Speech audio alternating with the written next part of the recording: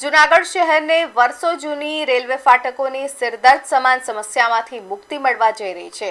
કેન્દ્ર સરકાર દ્વારા જૂનાગઢને ફાટક મુક્ત કરવાની મંજૂરી અપાતા ટ્રાફિકની સમસ્યા નિવારવા માટે શહેરી વિસ્તારની કુલ 7 ફાટકો દૂર કરવામાં આવશે તેમજ આગામી 7 થી 8 મહિનામાં ગ્રોફેડ પાસે નવા રેલવે સ્ટેશનનું નિર્માણ કરાશે। આ ઐતિહાસિક નિર્ણયને વધાવવા માટે શહેર ભાજપ પ્રમુખ સહિતના કાર્યકરોએ ફટાકડા ફોડીને જશ્ન મનાવ્યો હતો।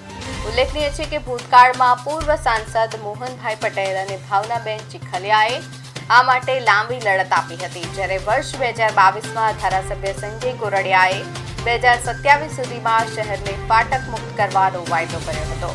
જો કે આ ઉજવણીના મુખ્ય બેનરમાંથી ખુદ ધારાસભ્યનો જ ફોટો ગાયબ જોવા મળતા સ્થાનિક રાજકારણમાં ભારે આશ્ચર્ય અને ચર્ચા જાગી છે।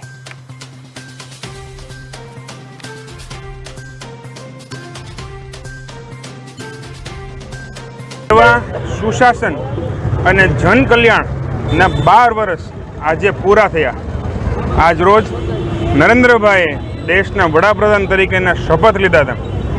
આજના દિવસે 12 વર્ષ પહેલાં ગુજરાતના પનોતા પુત્ર જ્યારે દેશની સેવા કરવા માટે ભારતની જ્યારે પોતે જવાબદારી સંભાળી હતી ત્યારે આજના જ દિવસે 12 વર્ષ પછી આજના શુભ સમાચાર કે જૂનાગઢ આજથી ફાટક મુક્ત થયું।